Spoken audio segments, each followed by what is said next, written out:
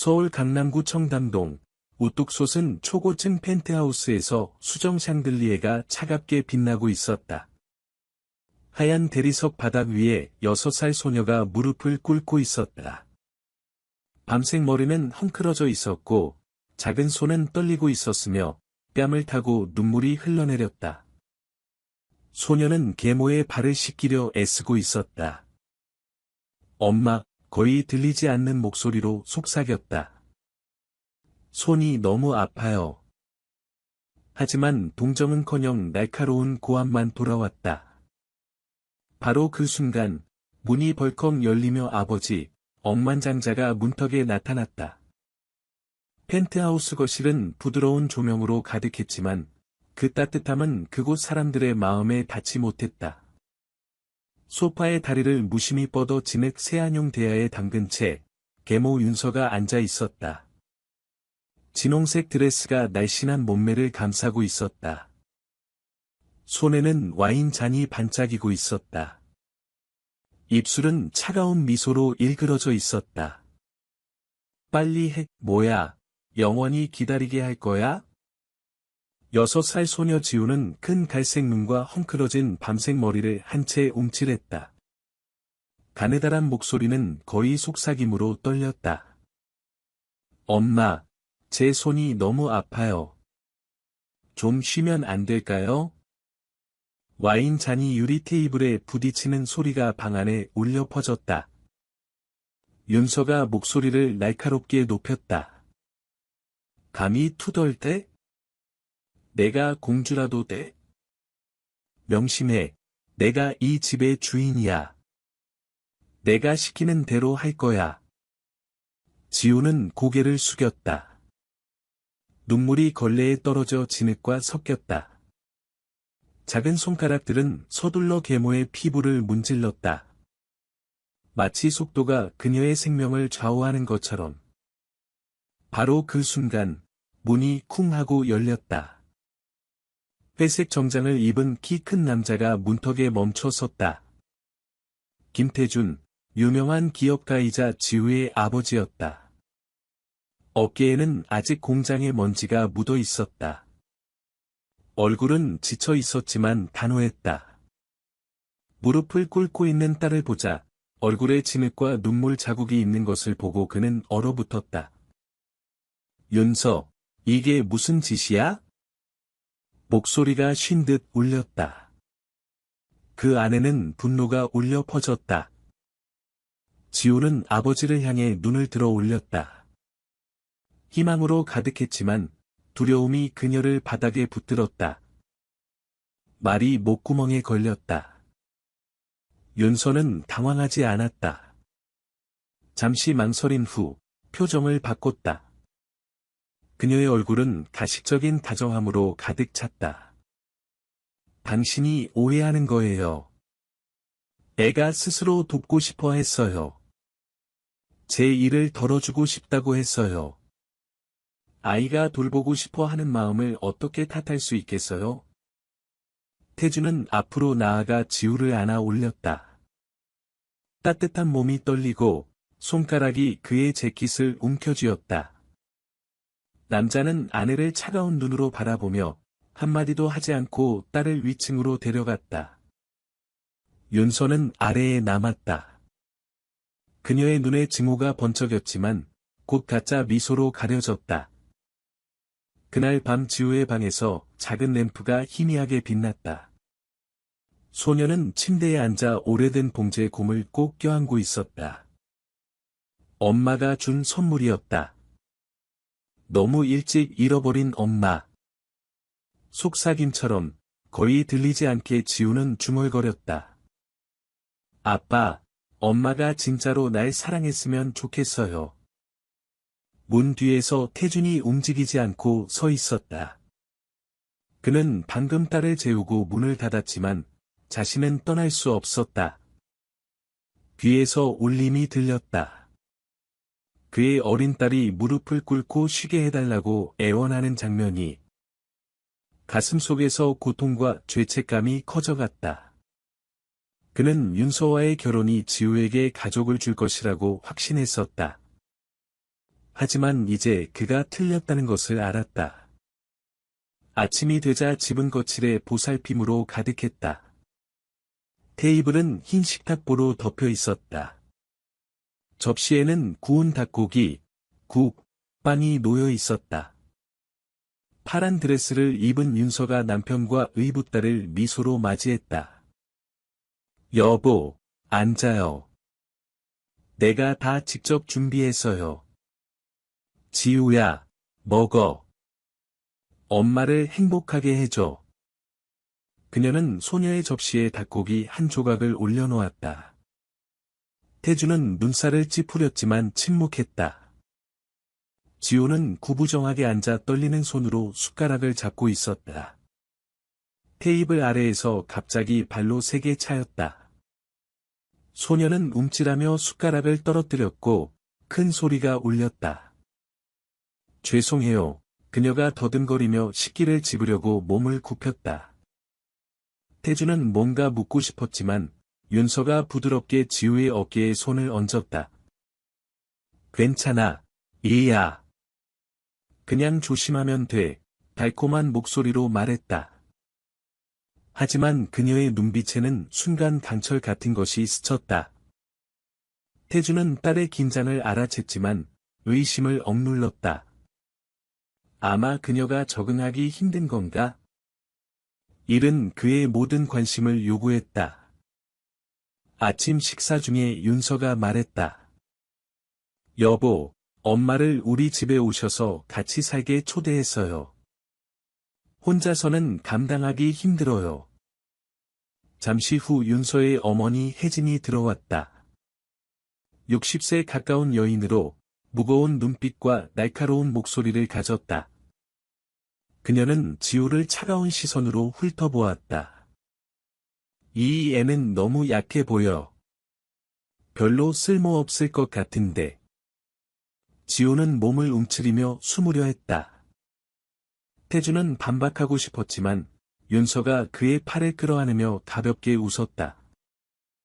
엄마는 늘 그래요. 착한데 그냥 직설적이에요.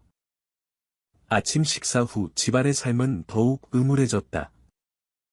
혜진은 소녀의 모든 발걸음을 지켜보았다. 가느다란 손은 바닥을 닦을 때 떨렸고 거의 자신보다 큰 양동이를 끌었다. 조심해. 감히 아무것도 망가뜨리지 마. 나이든 여인이 날카롭게 말했다. 지호는 침묵하며 고개를 끄덕이고 울지 않으려 애썼다. 밤에 태준이 일에서 돌아와 그녀의 방을 지나갈 때 억눌린 흐느낌을 들었다. 그는 멈춰 섰다. 손이 문손잡이에 놓였다. 내면에서 두 목소리가 다투었다. 하나는 외쳤다. 들어가, 안아줘. 다른 하나는 속삭였다. 사소한 일이야. 내일이면 지나갈 거야. 당신 일이 있잖아? 결국 그는 떠났고 지호를 눈물과 함께 혼자 남겨두었다. 아침은 새로운 시련을 가져왔다. 소파에서 잡지를 들고 자리 잡은 윤서가 소리쳤다. 지호야, 바닥이 반짝여야 해. 얼룩 하나도 없게. 혜진이 부엌에서 나와 덧붙였다. 들었지? 빨리 일해. 기둥처럼 서 있지 말고. 소녀는 거리 그녀 키만큼 큰 걸레를 들었다. 작은 손은 물에 미끄러졌고 다리가 엉켰다. 그녀는 균형을 잃고 넘어져 의자 모서리에 손을 긁었다. 피가 피부에 배어 나왔다. 완전히 쓸모없네. 혜진이 비웃었다. 일어나. 윤서가 명령했다. 눈물은 없어. 계속해. 지호는 입술을 깨물고 일어나 계속했으며 흐느낌을 억눌렀다. 낮에 태주는 그녀를 학교에 데려다 주었다. 그는 그녀의 손목에 새로운 긁힌 상처를 발견했다. 지우야, 이게 뭐야? 누가 너를 괴롭혔니? 그가 겁먹고 물었다. 넘어졌어요. 소녀가 속삭이며 손을 숨겼다. 태주는 눈살을 찌푸렸지만 윤서가 집에서 나와 부드럽게 웃었다. 당신 너무 걱정하는 거예요. 아이들은 자주 넘어지잖아요. 태주는 아내를 바라본 다음 차에 구부정하게 앉아있는 딸을 보았다. 그의 심장은 조여들었지만 그는 침묵했다. 저녁에 지우는 오래된 곰의 배 속에 쪽지를 숨겼다. 아빠, 엄마가 무서워요. 인형을 꼭 껴안고 속삭였다. 오직 너만 내 비밀을 알아. 혜진이 지나가다 종이 바스락거리는 소리를 듣고 문틈으로 들여다보며 비웃었다. 연극하는 것 같네. 그녀가 중얼거리며 떠났다. 지호는 어둠 속에 혼자 남겨졌고 아버지에게조차 드러내기 두려워하는 비밀을 가지고 있었다. 집 아래서는 날마다 숨쉬기가 더 힘들어졌다. 윤서와 혜진의 큰 웃음 뒤에는 날카로운 명령과 처벌이 숨어 있었다. 지호는 집 안을 쫓겨다니며 양동이를 나르고 수건을 빨도록 강요받았다. 저녁에는 실수하면 저녁 없이 남겨졌다. 어느 저녁, 울타리 너머에 익숙한 인물이 나타났다. 마리아, 전 가정부였다. 그녀는 50대였다. 얼굴은 거칠었지만 따뜻했고 머리에 흰머리가 섞여 있었다. 그녀는 한때 지호를 돌봤었지만 윤서가 가족에게 프라이버시가 필요하다며 그녀를 내쫓았었다. 이제 마리아는 손에 걸레를 든 소녀를 보고 주먹을 가슴에 눌렀다. 주님, 그가 보지 못하나요? 그녀가 속삭이며 무력함에 떨며 떠났다. 다음 날 아침 윤서는 새로운 활동을 생각해냈다. 잡지에서 꿀이 피부에 좋다는 것을 읽었다. 정원에 큰 벌집이 있었다. 애가 우리에게 꿀을 가져다 주게 해요. 그녀가 어머니에게 말했다. 지호는 나무 위 웅웅거리는 검은 구름을 바라보며 창백해졌다. 무서워요. 그녀가 속삭이며 손을 가슴에 눌렀다. 올라가, 윤서가 차갑게 명령했다. 안 그러면 할머니를 부를 거야. 소녀는 온몸이 떨렸지만 복종했다. 작은 손가락들이 나무 껍질을 움켜쥐고 몸은 나뭇가지에서 흔들렸다. 벌집을 건드리자마자 벌떼가 공중으로 솟구쳤다. 벌들은 무자비하게 쏘았다. 비명을 지르며 지우는 아래로 떨어져 잔디 위에 쓰러졌다. 얼굴은 부었고 피부는 물집으로 덮였다. 바로 그 순간 문 앞에서 차가 멈췄다. 태준이 방금 돌아왔던 것이다. 그의 시선은 기력 없이 누워있는 딸에게 얼어붙었다. 지우야, 그가 소리치며 달려왔다. 그는 소녀를 안아 올렸다. 그녀의 숨은 거의 들리지 않았다. 비켜, 그가 윤서에게 으르렁거리며 차로 달려갔다. 병원은 차가운 램프 불빛으로 그를 맞이했다. 의사들이 지우를 응급실로 데려갔다. 병원 많은 소아과 의사 박수진 박사가 말했다. 알레르기 반응은 해결했지만 아이는 탈진 상태예요. 오래된 상처와 흉터가 있어요. 오랫동안 압박 속에서 살아온 것 같아요. 이걸 알고 계셨나요? 태주는 창백해졌다. 세상이 빙빙 돌았다. 바로 그 순간 윤서가 가짜 눈물을 쏟으며 달려왔다. 애가 스스로 나무에 올라갔어요. 내 잘못이 아니에요. 하지만 태주는 더 이상 듣지 않았다. 그는 지우가 흰 시트에 누워있는 병실로 들어갔다. 얼굴은 부었고 손에는 긁힌 상처가 있었다. 남자는 의자에 무너져 내렸고 그녀의 작은 손을 잡고 속삭였다. 딸아, 내가 무엇을 허락했던 거니? 아침에 마리아가 병원에 왔다. 그녀는 문에 서서 손을 움켜쥐고 있었다. 용서하세요. 하지만 침묵할 수 없어요. 떨리는 목소리로 말했다. 전에 다 봤어요. 애를 일하게 강요하고 실수하면 때렸어요. 보호하려 했지만 쫓겨났어요. 태주는 듣고 있었고 그녀의 모든 말이 심장을 쳤다. 기억들이 하나의 그림으로 맞춰졌다. 흉터, 눈물, 딸의 지친 눈. 그는 주먹으로 탁자를 쳤다. 내가 얼마나 눈이 멀었던 거야. 바로 그날 그는 결심했다. 윤서와 혜진은 더 이상 그의 집 문턱을 넘지 못할 것이다. 집으로 돌아와 그는 소리를 들었다. 지우가 다시 무릎을 꿇고 손에 걸레를 들고 있었다. 윤서가 위협적으로 소리쳤다.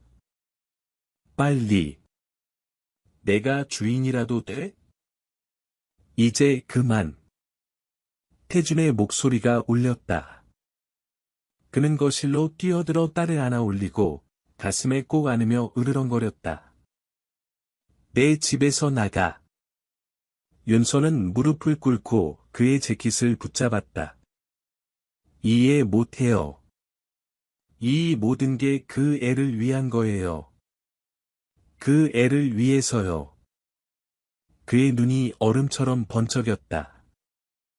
그 애를 위해서 내 딸이 병원에 갔어. 그는 문을 가리켰다. 하인들이 여행 가방을 꺼냈다. 윤서와 혜진은 문 밖으로 쫓겨났다. 그들의 비명과 저주는 저녁 공기 속으로 녹아들었다. 태주는 지우를 안고 꼭 껴안았다. 그는 속삭였다. 다시는 아무도 너를 건드리지 못해. 하지만 문 밖에서 윤서는 눈물을 닦으며 쉿소리를 냈다. 내가 이 집을 잃었다면 그들도 모든 걸 잃을 거야. 후회하게 만들어주지. 그렇게 새로운 폭풍이 시작되었다. 이전보다 훨씬 더 무서운. 윤서와 그녀의 어머니를 쫓아낸 후, 김씨 집은 마치 되살아난 것 같았다. 침묵은 부드러워졌고, 비명과 모욕 없이. 태주는 딸의 침대 옆에 앉아 그녀의 머리를 쓰다듬으며 마음속으로 맹세했다. 더 이상 고통은 없다. 아침에 그는 사설 간호사 이지혜를 고용했다. 30대의 친절한 얼굴과 아이들과 일한 경험이 있는 여성이었다. 그녀는 지우를 돌보고 화상에 연고를 바르고 조용히 속삭였다. 견뎌내, 곧 다 나을 거야. 마리아도 돌아왔다. 이번에는 아무도 그녀를 쫓아내지 않았다. 지우는 다시 엄마를 떠올리게 하는 따뜻함을 곁에서 느꼈다. 그녀는 마리아에게 작은 이야기들을 들려주며 그녀의 손을 잡았다. 엄마가 와서 웃으시는 꿈을 꿨어요. 마리아는 눈물을 닦으며 대답했다. 그녀는 항상 곁에 있어, 얘야. 태주는 처음으로 깨달은 것 같았다. 그의 진정한 유산은 공장도 수백만 달러도 아니라 자신에게 전부인 작은 소녀라는 것을. 그는 지우의 손을 잡고 어느 날 말했다. 가자, 아빠가 일하는 곳을 보여줄게. 공장은 웅웅거렸다. 작은 소녀와 함께 온 사장을 본 노동자들은 얼어붙었다. 태주는 지우를 엔지니어들이 작업 중인 은빛 전기차로 데려갔다. 운전대에 앉아봐, 그가 미소 지었다. 지우는 작은 손을 운전대에 얹고 웃었다. 아빠, 이거 말 같아요. 어디든 데려다 줄 거예요. 어디든 원하는 곳으로, 태준이 대답하며 오랜만에 웃었다. 하지만 공장 밖에서는 어둠이 다가오고 있었다. 윤서와 혜진은 굴복하지 않았다. 태준의 변호사 강민수와 바에서 만나 복수를 꾀했다. 오랫동안 김태준과 일해온 강민수는 그림자에 있는 것에 지쳐 있었다. 서류를 내게 줘, 그가 조용히 말했다. 나머지는 내가 할게. 그렇게 그들의 음모 게임이 시작되었다. 밤에 지우가 꽃을 들고 정원을 뛰어다닐 때 갑자기 불이 꺼졌다. 마리아는 뒤를 돌아볼 틈도 없이 검은 인물들이 아이를 그녀의 팔에서 빼앗았다. 아빠! 소녀가 소리쳤다. 차가 즉시 출발하며 그녀를 어둠 속으로 데려갔다. 태주는 비명을 듣고 마당으로 뛰쳐나왔다. 마리아는 떨며 흐느끼고 있었다. 그 애를 데려갔어요. 태준의 전화가 울렸다. 윤서의 차가운 목소리가 그의 귀를 찔렀다. 딸을 보고 싶어? 서류에 서명해. 모든 주식, 모든 재산. 아니면 작별 인사해. 태준은 창백해졌다. 손은 떨렸지만 눈은 분노로 가득 찼다. 그 사이 지우는 습한 창고에 앉아 밧줄에 묶여 오래된 곰을 안고 있었다. 그녀의 속삭임이 떨렸다. 아빠가 올까? 믿어요. 쇠문이 삐걱거렸다. 윤서가 드레스 자락을 날리며 들어왔다. 눈은 아기로 빛났다. 내 아빠는 무릎 꿇을 거야. 넌 그냥 도구일 뿐이야. 집에서 태주는 우리 속의 짐승처럼 서성였다. 마리아가 애원했다. 경찰에 신고해요. 혼자서는 안 돼요. 그는 형사 이준호를 불렀다. 무거운 눈빛을 가진 엄격한 남자였다. 시간을 끌어요. 그가 말했다. 우리가 추적할게요. 하지만 아무것도 서명하지 마세요. 밤에 폭우가 쏟아지는 가운데 경찰차들이 오래된 창고를 포위했다. 안에서 강민수가 칼을 들고 태준을 위협했다. 서명해. 아니면 애가 죽어.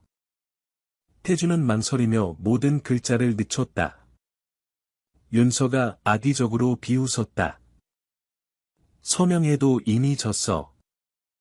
갑자기 태준이 펜을 던지고 딸을 몸으로 가렸다. 칼날이 그의 어깨를 스쳤다. 지우가 비명을 질렀다. 바로 그 순간 문이 부서졌다. 조명등이 모두를 눈멀게 했다. 외침이 울렸다. 경찰이다. 무기를 버려. 강민수는 바닥에 쓰러져 수갑이 채워졌다. 윤서가 비명을 질렀다. 안 돼. 앉어. 혜진은 태준을 저주했지만 그녀도 끌려갔다. 태준은 무릎을 꿇고 지우를 안았다. 그녀는 그의 어깨에 얼굴을 묻고 울었다. 아빠, 다시 못 볼 줄 알았어요. 그는 그녀의 머리에 입 맞추며 속삭였다. 다시는 절대. 아무도 너를 빼앗지 못해. 사이렌이 울부짖고 비가 쏟아졌지만 그의 품에서 지우는 살아있었고 그것이 무엇보다 중요했다. 한 달 후 재판이 시작되었다. 법정은 10,000원이었고 카메라 플래시가 눈부셨다. 윤서는 회색 수감복을 입고 들어왔다. 머리는 헝클어져 있었고 눈은 증오로 타올랐다. 그녀 뒤로 혜진이 걸어왔다. 얼굴은 창백했지만 여전히 사악했다. 강민수는 주황색 제복을 입고 이를 악물었다. 검사는 증거를 제시했다. 협박 녹음, 창고 카메라 영상, 마리아와 직원들의 증언. 지우도 법정에 나왔다. 손에는 곰 인형을 들고 있었다. 그녀는 조용히, 하지만 분명히 말했다. 저는 나쁜 짓 안 했어요. 하지만 그들은 매일 저를 울게 했어요. 저는 그냥 아빠와 함께 있고 싶었어요. 법정에 침묵이 흘렀다. 태준은 고개를 숙였다. 눈물이 뺨을 타고 흘렀다. 판사가 판결을 내렸다. 윤서 25년, 혜진 20년, 강민수 30년. 공범들은 직업 금지와 벌금을 받았다. 윤서가 소리쳤다. 당신이 날 망쳤어요. 후회할 거예요, 태준. 하지만 그녀는 끌려갔고 아무도 동정하지 않았다. 재판 후 김씨 집에 침묵이 찾아왔지만 이것은 다른 침묵이었다. 부드럽고 따뜻하며 아이의 웃음으로 가득한. 지우는 점차 회복되었다. 지혜는 그녀의 건강을 계속 돌봤다. 마리아는 가족에 떼어놓을 수 없는 부분이 되었다. 오랜 세월 만에 처음으로 소녀는 평화롭게 잠들 수 있었다. 태준도 변했다. 아침이면 직접 지우를 학교에 데려다 주었다. 저녁이면 식탁 옆에 앉아 그녀의 모든 이야기를 들었다. 그는 더 이상 일 뒤에 숨지 않았다. 어느 날 그는 딸을 공장 사무실로 데려가 깨끗한 종이와 색연필 상자를 앞에 놓았다. 내가 꿈꾸는 차를 그려봐, 그가 말했다.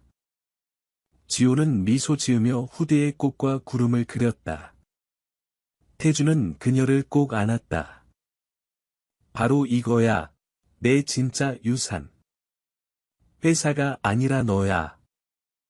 여름을 그들은 정원에서 보냈다. 함께 꽃을 심었다. 지우는 손바닥을 흙에 묻히며 웃었다. 마지막 덤불을 심었을 때 그녀는 지쳐 아버지의 어깨에 기대며 속삭였다. 아빠, 제게 필요한 건 당신뿐이에요. 태주는 그녀를 꼭 껴안았다. 눈에 눈물이 맺혔지만 고통이 아닌 행복에서였다. 세월이 흘러 지우는 8살이 되었다. 키가 커지고 볼이 갸름해졌지만 눈은 여전히 빛났다. 그녀의 방에는 새 장난감들 옆에 여전히 오래된 곰, 비밀의 수호자가 서 있었다. 어느 저녁 그들은 바닥에 앉아 블록을 조립했다. 태준이 조각을 잘못 끼우자 지우가 찡그렸다. 다 틀렸어요. 제가 수석 엔지니어고 아빠는 조수예요. 조수는 열심히 해야 해요. 태준은 웃으며 고개를 끄덕였다. 그래, 이제 내 유일한 일은 내 조수가 되는 거야. 그는 약속을 지켰다. 업무 회의는 더 이상 그의 삶을 가리지 않았다. 저녁은 지우의 것이었다. 동화, 산책, 꿈에 대한 끝없는 대화. 봄의 저택의 정원은 장미로 피어났다. 그들은 함께 새 덤불을 심었다. 지우는 잔디에 앉아 아버지의 어깨에 머리를 기대고 속삭였다. 아빠, 절대 저를 떠나지 않겠다고 약속해 주세요. 태주는 그녀의 이마에 입 맞췄다. 약속해, 넌 내 빛이야. 그 순간 그는 깨달았다.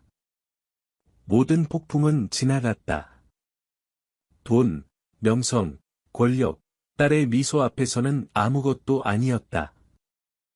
모든 악은 응징받았고 그들의 집은 다시 빛으로 가득 찼다.